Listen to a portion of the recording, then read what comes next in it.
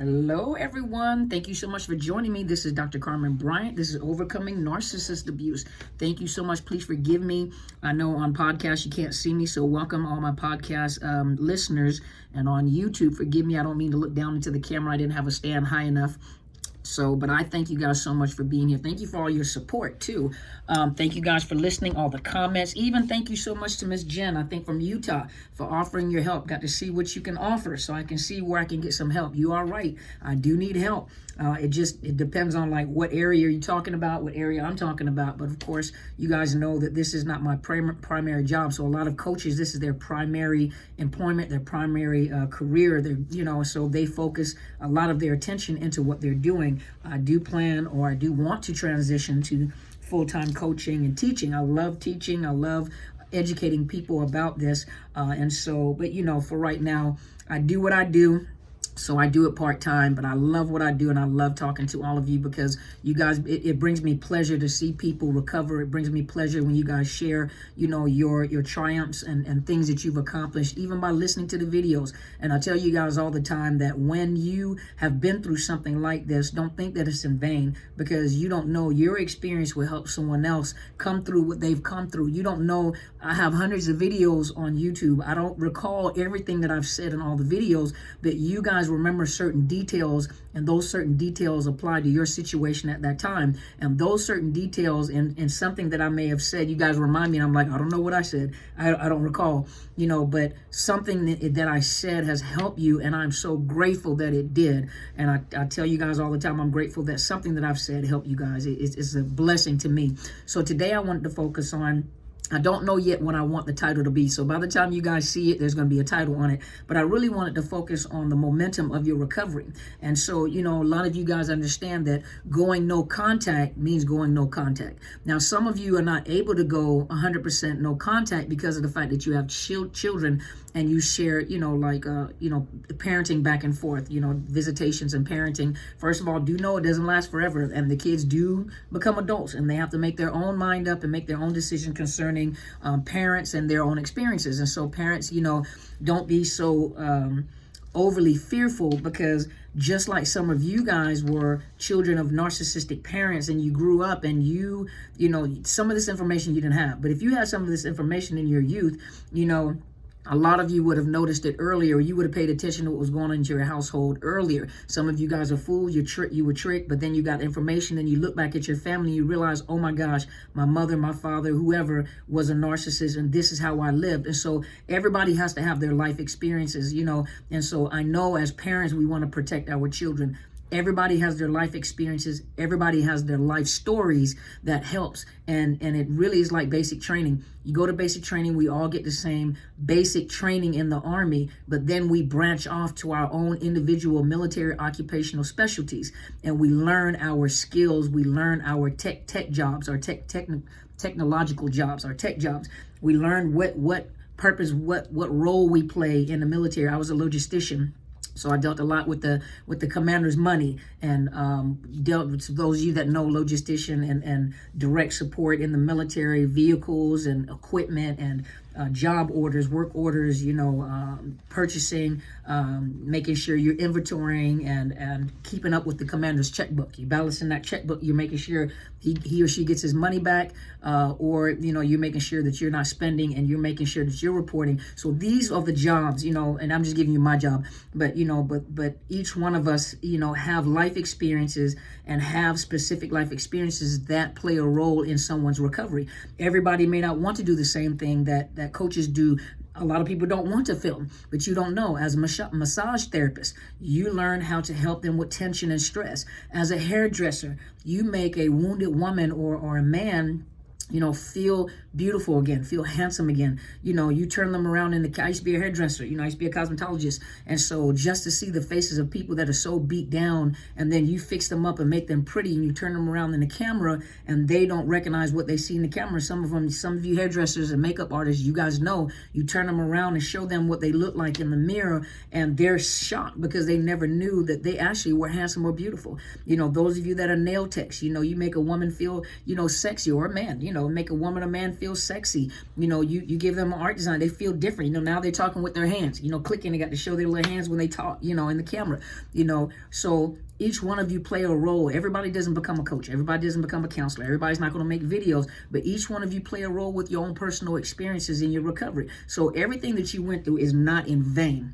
I know most of us say, woe is me, why did it have to happen to me? Well, that's your basic training. You had a different type of basic training. You can't choose the family that you are born into, but you can do something with the experiences that you have. And you think you can be a forever victim, or you can be a victor, and you can help someone else come out of that hole. And that was my thing. I'm not going to forever walk around angry and bitter, because what purpose does that serve? It's like drinking poison, waiting for the other person to die. And you have to remember, you have been, abused and misused, and people have abused your their power and tried to hold you hostage. And then now you holding yourself hostage in your own mind and your own emotions. And, yes, you've been through some things. Yes, you've been hurt. Yes, you've been betrayed. Yes, your children have been hurt. But you know what? For some of you guys that have watched your children and you couldn't do anything to help your children, it's something that you can learn. Now you are more sensitive to mothers that are going through what they're going through. You have different resources that otherwise these parents wouldn't have had. And so the one thing that I want you guys to remember is when you go no contact, and for those of you that have children, I understand you can't go 100% no contact, because in accordance to court orders, you have to communicate, basic communication between you and the child's mother or father. But you still can gray rock. And think about what gray rock is. If you scream, yell, and spit on a rock, what does the rock do? Absolutely nothing. Now, if that rock starts talking back to you, okay, we can make a horror movie. Okay, we can call Stephen King, and Stephen King gonna hook us up with some kind of rock horror movie. But rocks do not respond, and so it takes time to practice that. It takes time to practice gray rocking, because you have genuine feelings for this person, or you had genuine feelings for this person. I remember talking to someone, and as you guys know on my videos, I'm a very straightforward person. I'm raw. And I say it like it is. I'm gonna say it like it is. I mean, I learned that from my grandfather, who was German. He was very straightforward. Say it like it is. If you stink, just say you stink, and get it to quit running around, or what do you say? Quit beating around the bush to get to the point. Just get direct to the. You have to do ziggle lines or ziggy lines or whatever to get to the point. Just say what you got to say. And in the military, same thing. Bottom line up front. I'm gonna just say it like it is. No intention to hurt you, but sometimes you just got to say it raw. And I'm raw.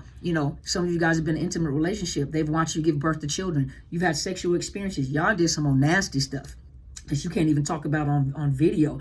And what makes you think that you're not going to have feelings for this person? What makes you think, because you are connected? There's a soul, meaning a psychological, emotional, mental bond with this person, because you have become intimate with a person. The closest you can get to a person, the intimacy, for you, they weren't intimate with you, you were intimate with them, but you have been engrafted. You had a sexual experience, the closest two people that can get in a sexual relationship, and then you had children. So yes, to gray rock a person, it takes time and it takes practice, because you have genuine raw emotions and love and lust or whatever you had for this individual. So it takes time.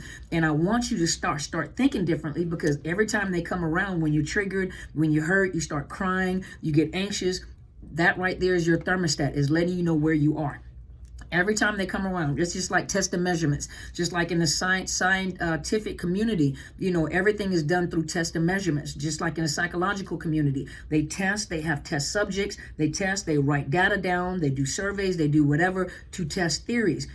I want you to look at it, I want you to look at it as, you are in the healing process. What are you doing to heal? And every time that person comes around and you have to interact, pay attention to your emotions. What are you feeling?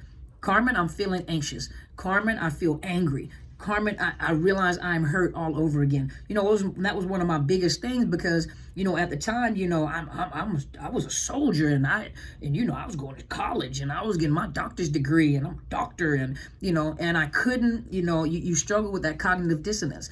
And I struggle with the fact that my body was responding in anger and disbelief and hurt. And you have to think, after 20 some odd years in a relationship with an individual, and you've been through anything, you've watched them grow up, they've watched you grow up, you watched them get worse, but what makes you think that it was supposed to get out of your system just that quick? And so when my body was responding I was angry, and I talked about that on the other video. You know, you backaches and headaches and migraines and can't sleep at night. You tossing and turning, and you get around them, and you just feel the anger, or you feel that, you know, you just want to punch them in the head, or you know, those are real emotions, and you have to recognize them. And it's not that you sit there, I haven't recovered, I'm not getting anywhere, I'm not moving forward. No, you have to recognize, like, okay, I can tell I'm not finished with the recovery process yet. I'm still reacting to it. You'll know you're healed when you can talk about it, and you can tell people, you know, you're telling people not to spew your emotions everywhere, but you're telling people the experience to help them, and you're not reacting, or the sting of the pain is gone. It's still a painful process, but now when you talk about it, or you tell your story, or you may not even feel, you know, you get to a point where you don't feel like telling your story anymore. Okay, you know, it happened. I don't feel like keep telling my story over and over again. It's over with, you know. But even when people ask you questions, or you start teaching, you know, when you think about or you have to think about something, then explain to someone about an experience, and you can relate to it. This time, there's no sting to it. You can actually talk about it and think about it without the sting of the pain. And you have to use your situations when they come around. It is a gauge to let you know where you are. You know, when you're pumping air in a tire, one or two things. Either it's across your dashboard where it shows the PSIs of the tire, and either you can pump the air and keep running back and looking at the PSI on the dashboard, keep the key in there, or it's got the little that measuring stick, the PSI measuring stick on the air pressure thing. And so you know that most tires, maybe 36, 34 PSIs, whatever. So you're watching the little gauge until it goes up to the correct PSI for your tire. Other than that, you're going to keep running back and forth to the car, or you just don't know. You're just going to put air in there, and you have no idea how to measure or gauge to see whether or not you have enough air in the tire or too much air in the tire. You pop the tire, or it's underinflated, so you go and pop the tire on the highway. Sorry, you guys, the hair's getting in my mouth. But you know, but that's the same way with you. You're gauging your level of recovery. That's what physical therapy is. It gives you physical therapy, and your pain tolerance and your mobility is giving you an idea of your range of motion, you know, what you can do to strengthen your arm again. And it may get to a point where the doctor's like, okay, you may not have full use of the arm, or you may not have the full strength back like you originally have, but you have the strength that you need to carry on with life. You know, it's no longer affected. Or you'll get full range of motion and full strength back into your arm. Or you just have to be careful, or you have to do this. You know, I had a back injury. And so, you know, you guys know that I'm a believer. I believe I am healed. You know, they wanted to put me in a wheelchair, and I love stilettos. I like big old giant stilettos. To makes me about 6 feet tall, 6'2", 6'3", you know, 6'2", depending on what size heels I wear. I love stilettos.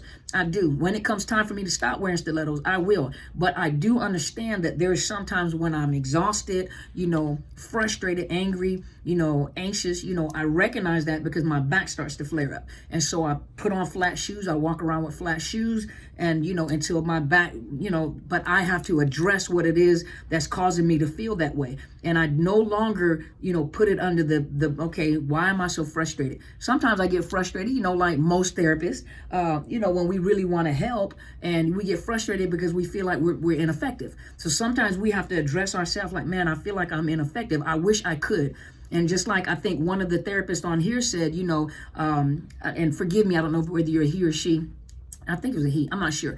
But one of the things that they were talking about on here, they put a little comment, you have to look at the comment, is that they recognize when the counter transference has occurred, when in their mind they begin thinking like, if I were you, I would do this. So you are now trying to resolve their problems based off of your experiences. And so even, you know, we have to recognize that. And that was a really good statement. I really appreciate you putting that information on there, because that is something that we have to recognize. We get to a point where we have to remember that it's their life. It's your experiences. It's your life.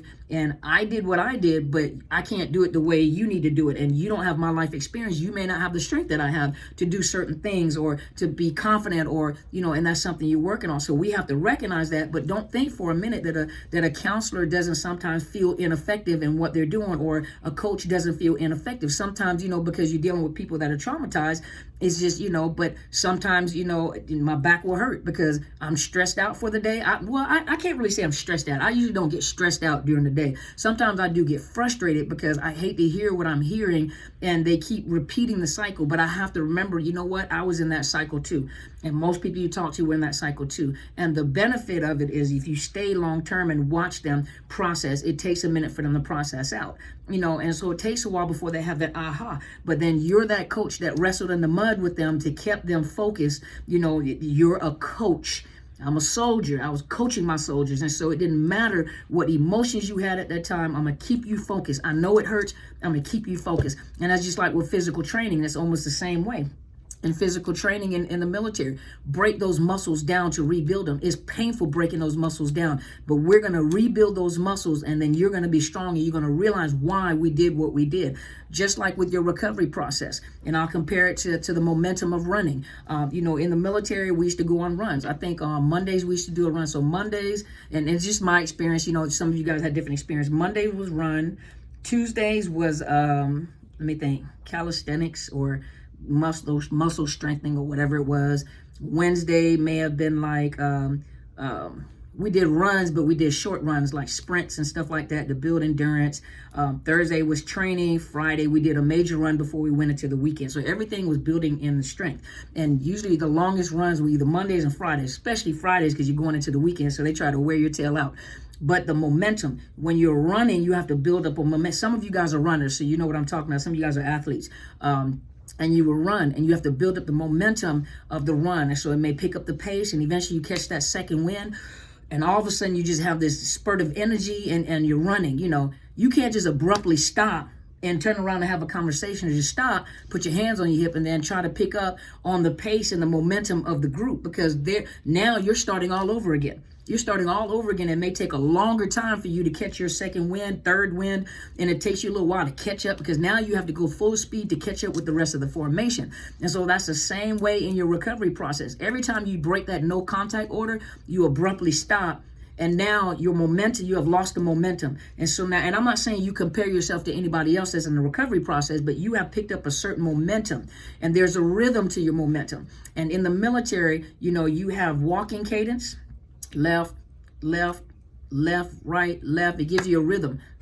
And everybody's in formation. They're all formal, not formal, but they're all in formation. They're all on the same footstep because it's left foot first. And everybody's in a rhythm of marching. So everyone looks like one unit and they're uniform. And then you have the running cadence, double time, march, left, left, left, right, left. You see how you pick up the momentum? But they call the cadence to keep everyone in step, and so everyone has a momentum. Now, I know you guys can't see me on podcast, but there's a momentum. And so there's and I'm moving my arm, you guys, but there's a momentum. And so some people have different strategies that they use in running. There are some people, when they run, number one, they said, don't ball your fist because you're holding energy in. And so some people run with their hands open. And then there are other people, when they're running, even though someone is calling cadence to keep them all in step, so everybody has this momentum when they're running, right? And other people use their hand as a rhythm. They use hands as rhythm to keep themselves in step. And even like lone runners, when people are running by themselves, you'll notice they have some type of technique they may use in order to keep the rhythm. You see those people out there just running with their hands flaring. You already know that they're not experienced runners, but you have those that have picked up certain strategies to keep the momentum, to keep them running. Because it's not how fast you can run, it's whether you can finish the race. That is the whole purpose. It's not how fast you can run in the recovery process, because some of us may have excelled, have gone a little further, may work faster. It doesn't matter, but it's not how fast you do it. It's the momentum that you keep, the rhythm that you keep. And then it's your speed. It is at your speed. Even if you go even if you break your contact, even if you relapse, okay, you relapse, get up and do it again. Okay, quit beating yourself up. I can never do it. You got to watch what comes out of your mouth. It's the law of attraction. The stuff that comes out of your mouth is the stuff you attract to you. You are magnetizing these individuals to you. I told the story a long time ago in one of the videos. I'm one of those type of people, when I focus on something, I get what I want. And I don't mean that in a negative way. I don't mean that in a facetious way. I don't mean, I take advantage of people. That's what I don't do that. But I'm goal oriented. So there's something that I want. When I focus on that, I will magnetize that to me. And it started off when I was going through my divorce. I had to give up one house. I lost one house and I had to give up another because I was going through a divorce and I couldn't afford it. And on top of that, prior to that, I needed a car. And the car that I wanted a Camaro. I wanted a Camaro. And at the time, it was the 2012 edition, 2013 edition, but I wanted a Camaro. And for that year, and you guys know I'm a believer, so, whatever your belief system is, that's what it is. I'm a believer. I prayed and I thanked God ahead of time, for that car. And everywhere when I saw that car, I saw myself driving the car. I wanted the car. If I could have went and licked the car, I would have licked the car, smelt the leather, and they would have been like, who is this weirdo out here touch the car, And I started magnetizing this car because I was going to get that car. I wanted that car. So you guys know what I drive, right? So even with the house, I said one day, and I said it, it didn't matter what it looked like. It didn't matter when I was struggling. It didn't matter when I didn't have enough money to buy food for myself. I made sure my baby ate. It seemed like it was hopeless. It seemed like it was never going to happen. But the one thing that I kept believing, whatever I have to do to get myself in position, I'm going to get me and my daughter a house. And the reason why, because I had a goal. I said, I want my children to see that just because you don't have someone in your life, and when they tell you you'll never be anything, you won't have anything, you can't do it without me, that's a lie, because you were doing it all along. Yeah, you may have to have the other income, what made it more convenient, but there's nothing that's impossible for you to do. And so I may not say it to my children, but I show my children that whatever you put your mind to is going to happen. And when it comes out of my mouth, I will magnetize the very thing that I said. When I said we're going to have a house, it got to a point where I said before the year 2020 is over with, I'm going to have a house and I'm going to have a new office. So I have a new office and I have a house. But everything that I said, and then I started talking in the house. I started talking about what we're gonna have. Okay, this is what I'm gonna do. I'm gonna have a new table. You're gonna get a new bedroom set. Now it's easy for some people like, okay, that's something you're supposed to do. But when you have struggled to get to where you're going, and now you're rebuilding yourself, and you don't have a second income, and it's you that's having to do it by yourself, you got to be careful what comes out of your mouth, and you have to remember you have somebody or some bodies that are watching you. It doesn't matter what it appears. It doesn't matter what it looks like. And just like my mentor always says, now remember, she is my senior pastor and she's my mentor. But the one thing that I do is I speak to things that are not as though they are. Now that's my belief system, just letting you know. And then also, it doesn't matter what it looks like to me. It doesn't matter what it looks like. It doesn't matter what it feels like. But there is reality and then there is truth. And the truth of it is you have not because you ask not. And then on top of that, you have to watch what comes out of your mouth, because out of your mouth, you can pull in a curse or you can pull in a blessing. And so you can speak things into existence. I kept talking over and over again. I will have this. I will have this. I will have this. I will have this. And people can look like, okay, whatever, okay, that's what you say. Okay, that's what I've even made plans. You have to speak to where you're going and you have to stay focused. Stop saying something. And then when things come up, what do you expect? When you speak something positive, what do you expect comes up? Negative. What do you expect? Sabotage. I mean, that's a part of life. But you have to keep your mind focused. What is your goal? Your goal is to get away from this narcissist. Your goal is to heal from this trauma. But you're going to go through some things. And depending on how long you've been in the relationship, it's going to take a process to get that residue. That's why I tell you guys, it's not good to jump right back into a relationship, because you need to process what you're feeling. You need to feel what you're feeling. You need to process and acknowledge what you're feeling in order for you not to go through that again. And I'm not going to go back and do this again, Dr. C, because I know every bit of the pain that I went through and I never want to experience that again. You have to remember that. But some people jump because it's easier just to get your mind focused on another person. But guess what? You've just taken the carpet and put it all on top of the trash, the junk that you haven't dealt with. So guess what? All that stuff is going to come back out in your new relationship. And hopefully you haven't drawn a narcissist, but you got your mind focused, so you're ignoring the fact that that's cognitive dissonance. You're ignoring the fact that some things inside of you need to be fixed. And so now you're in a whole new relationship with some of the same problems, because wherever you go, you're there. Your issues are there. And so it's best not to connect with someone, because it hurts really bad to see them with someone else. So you got to go get someone so you can get your mind focused on them, so you're not focused. Well, but you're bringing all that trash right in there. Your subconscious mind, your attitude is still the same. Your mindset is still the same. It hasn't changed. And so it's best for you to be by yourself in order to address what you're feeling. Remember, I said when they come around, it's like a gauge to let you know where you are at. And it lets you know, dang, I thought I was further than this, but I see I'm still reacting to that. Stop beating yourself up. Don't be embarrassed about it. Oh my gosh, I'm still reacting. It's been 10 years. Oh my gosh, I'm still reacting. And I've been no contact for 2 years, 3 years, 5 years, I gray rock, and I'm still reacting. I don't understand, depending on how long you've been in the relationship, and it also depends on your past, what you've been through in the past that contributes to the relationship you were in. It finally, created a head, and now you're having to deal with what you're dealing with. Deal with those issues. You don't want to go, you want to go into the new relationship whole. You want to go in the new relationship without the past residue and the past trauma and the past junk and trash that you had before. Deal with it, process it, feel it. Go to a therapist. That's why I always emphasize go to therapy. I'm in the state of Washington, so if you are in the state of Washington, if I have room, my slots fill up very, very, very, very quickly, because I have coaching and I have counseling clients. Counseling clients are more fixed. Coaching clients, a lot of them come maybe once or twice a month. All of you don't come every week, and that's fine. You don't come every week, and that's great because some of you guys don't need weekly coaching. You just have to make sure you're still on track. But some of you guys really need to go into counseling. That's why there's a link. It's called BetterHelp.com/Dr. Carmen. Is a vetted service. I approve of it. People have told me good things about it. These are counselors within their state and in Canada. I'm not sure where they extend to. These are licensed counselors, and you look for someone that specializes in trauma, understands domestic violence, psychological abuse, PTSD, complex PTSD, psychological effects of psychological abuse. These are all the things that you want to look for and ask about. Don't go in there with attitude. Dr. Carmen teaches about narcissist abuse. Do you know? And all of them don't know that, and it took a while for me as a therapist to understand. I had to correlate the two together. Oh, there's a language that goes with that. So when I have the language and I understood, I was teaching it, but I wasn't teaching it with the language of narcissist language. And so, but you guys, when you look, I'm telling you, this is a great program. Take your opportunity. Go to BetterHelp.com/Dr. Carmen.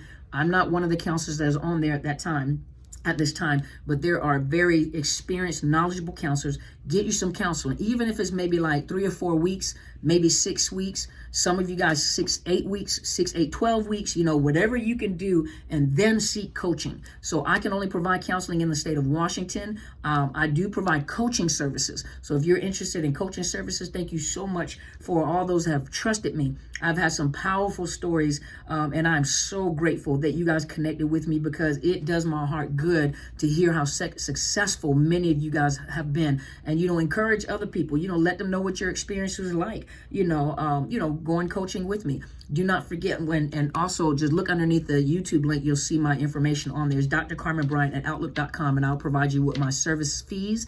And remember, BetterHelp.com/Dr. Carmen. Check it out. Try it. If you like it, stay with it. If you don't, you tried it. That's all that matters. And then you can still vet different counselors. Find a counselor that fits you.